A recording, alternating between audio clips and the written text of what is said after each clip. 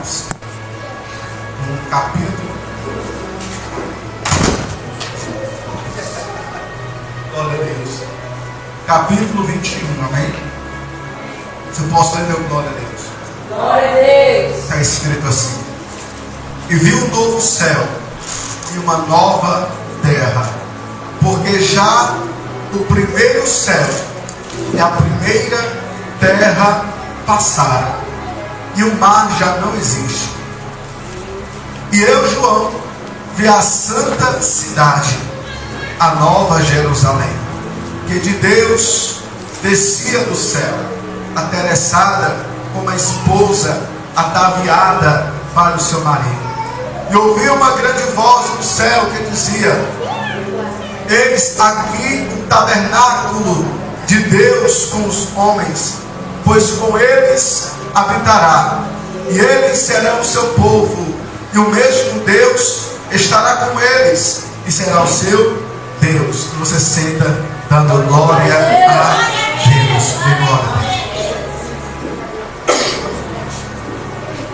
Sabe quando está enfermo? Aí está aquela coceira na garganta, né? É chato, né? Eu peço compreensão. Se eu tossir, não, estou me recuperando ainda. Amém? Glória a Deus. Quantos querem ver a palavra do Senhor? Dê glória a Deus. Glória a Deus. Vamos lá. A Bíblia Sagrada, desde o Gênesis até o Apocalipse, o seu foco principal é falar da pessoa de Jesus. Às vezes lá em casa existe um debate, né, na internet e tudo, e as pessoas querem entender o porquê que tem o Antigo Testamento, se não vale mais. Eu vi um debate, às vezes, falando com um pastor, aonde se encaixa o Novo Testamento com o Antigo Testamento? Porque se você analisar, parece até dois deuses que estão ali. Porque o Deus do Antigo Testamento fala assim: aquilo que o homem fizer, ele deverá ser punido da mesma forma. Matou, tem que morrer, né? Roubou, tem que pagar. Olho por olho, dente por dente. Só que o Deus do Novo Testamento parece que é uma outra pessoa. Porque ele vai falar assim, ó: se te bater na tua face, oferece a outra. Se alguém tirou de ar, ame a pessoa. Se alguém falou mal de você, ore por aquela pessoa, fale bem daquela pessoa. Aí você faz aquela pergunta: qual é o encaixe do Deus do Antigo para o Deus do Novo? É um Deus só. Simplesmente o Antigo Testamento ele se diferencia, porque ali é uma forma, um mandamento, de mostrar para o homem que ele não poderia ser salvo. É como quem diz: Deus está mostrando para o homem que apenas com seu próprio esforço humano, para obedecer a ele, o homem não consegue. Ali foi a prova que Deus deu à humanidade, que mesmo Deus dando a sua palavra para o homem ainda assim é incapaz de servir a Deus. Por isso que nós temos a ajuda do querido, amado Espírito Santo. Sem o Espírito Santo não tem como ter uma vida cristã. Sem o Espírito Santo não podemos praticar o Evangelho, porque o Evangelho genuíno nasce na intimidade que um cristão tem com o Espírito Santo. Quantos tem o Espírito Santo aqui? Levante a mão, dê glória a Deus. E o Espírito de Deus, após Jesus sair da terra, ele ficou com os apóstolos, com os discípulos. A igreja passou por um período difícil, a igreja foi perseguida. E agora, nesse momento que João vai receber a revelação do Apocalipse, ele é um senhor de idade, já é um senhor. Quando Jesus estava na terra, ele era de menor, mas no Apocalipse já era um senhor de idade. E a Bíblia vai nos falar que ele recebe a revelação. E aonde esse homem de Deus estava? Ele estava na ilha chamada Patmos. Patmos, para quem não sabe, era uma ilha de prisão. Era como se fosse um presídio hoje, aonde os maiores criminosos eram levados para lá, para passar o resto de suas vidas quebrando pedras, sendo escravos lá, pagando Roma fazer isso. E o apóstolo João estava entre eles. Ele estava naquela ilha, alguns dizem, está na ilha abandonado, está na ilha sofrendo. Por que o crente sofre tanto? Ele estava lá, e no momento que ele estava lá, com sua idade avançada, talvez ele não quebrava mais pedras, até porque ele tinha mais força, era um senhor. E quando ele achou que a vida dele ia passar apenas e encerrar por ali, Deus resolve dar a João uma das maiores revelações. E João vai falar no capítulo 1 desse livro que nós lemos. Ele vai falar assim, que ele estava no dia do Senhor, talvez orando, adorando a Deus, e o Espírito de Deus arrebata João e diz assim: escreve as coisas que tu vai ver, escreve porque para a igreja, porque essas promessas são fiéis e verdadeiras. Bem-aventurado aquele que lê e aqueles que ouvem a palavra desta profecia, porque o tempo está cumprido. Antes de eu continuar a pregação, você crê que essa palavra é verdadeira, essa palavra é real, essa palavra é fiel? Jesus está voltando, Jesus prometeu, Jesus virá, e o que ele virá não tardará, ele virá arrebatar o seu povo. Se você tem essa confiança, levante a mão para cima e dê glória ao nome dele. Então vamos entender um pouco sobre esse livro. Não é doutrina, certo? Mas eu tenho que ir devagar, porque Apocalipse é um pouco difícil de entender.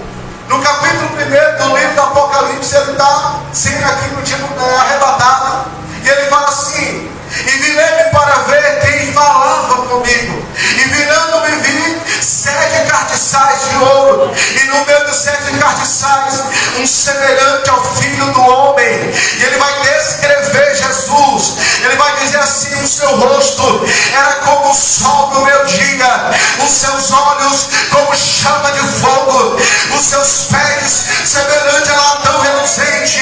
E ele viu Jesus ressurreto, e quando ele vê, não suporta, e ele cai como morto. Mas Jesus vai até ele, põe a mão dizendo: não temas, eu sou o primeiro e o último. Eu morri, mas estou vivo para todos sempre. Aí uma conversa lá, né? Jesus e João. Vem, João, vou te mostrar as coisas profundas. Escreve, ele vai escrever para 7 igrejas: Éfeso, Esmirna, Pérgamo, Tiatira, Sardes, Filadélfia, Laodiceia. E o que eu acho lindo, eu vou aqui fazer um parêntese. Se você analisar as 7 cartas, ele vai dizer mais ou menos assim: ao anjo da igreja de Éfeso escreve estas coisas, diz aquele que tem na mão direita 7 estrelas e que anda no meio dos 7 cartiçais de ouro. Aí ele fala assim: conheço as tuas obras, conheço o teu trabalho, conheço a tua perseverança. Veja que ele dá uma lista. Ele está dizendo assim: conheço as tuas obras, eu conheço o teu trabalho, conheço a tua perseverança. Sabe por que Jesus falou dessa maneira? É porque Jesus está dizendo: a minha igreja eu conheço, a minha igreja eu sei quem é, conheço as tuas obras, o que você fez, o que você faz. Deus está dizendo: eu sei as tuas obras. Eu fico feliz, irmão. Eu fico alegre de escutar isso, porque eu sei que Deus me conhece. Tudo que nós fazemos para Deus, até no mínimo detalhe, você faz para o menor, para alguém, você ajuda alguém, ou você faz na obra. E às vezes você fala assim: Deus, aleluia, eu sei que tu estás vendo. Aí Deus lá em cima fala: eu sei, eu estou vendo, e está sendo anotado, nada fica no esquecimento. E naquele grande dia ele vai chamar um por um pelo nome e vai dizer: você vai receber o teu galardão, a tua recompensa. Porque, Senhor, porque eu sei as tuas obras. Aleluia. Eu sei as tuas obras, eu te conheço. E Deus nos conhece por completo, porque ele fala assim: porém tenho algo contra ti, deixar teu primeiro amor. Porque Deus nos conhece inteiro, conhece a qualidade e os defeitos. Deus nos conhece com intimidade. Deus está dizendo: eu conheço porque eu vigio a minha igreja, eu estou vigiando cada passo, até os fios da cabeça estão contados. Não temas, porque eu sondo as minhas igrejas.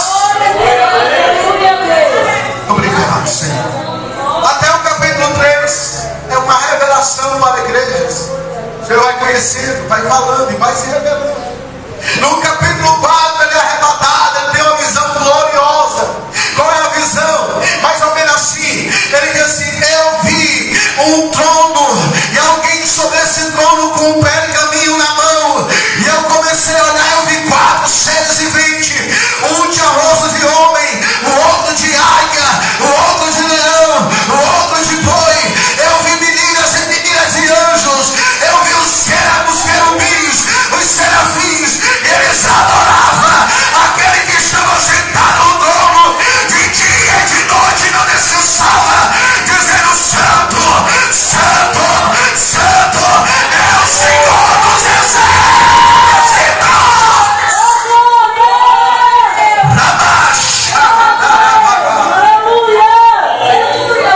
Eu vi, e quando eu vi um rolo, um pergaminho. Mas quando eu vi, eu soube uma notícia que eu comecei a chorar.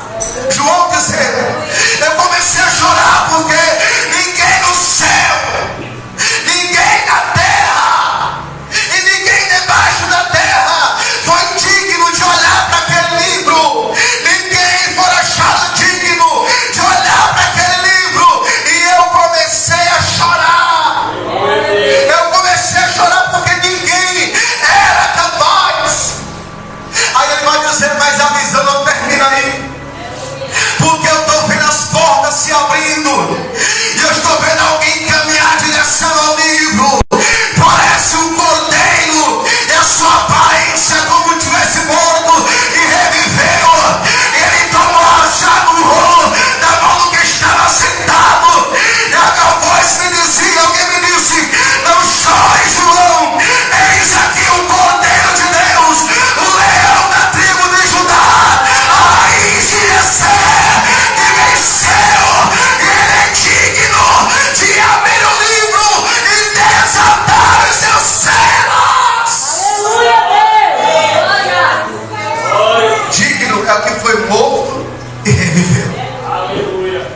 Ele viu Jesus entrar e tomar o livro. Aí você vai no capítulo 4, um cântico, uma adoração a Deus Pai.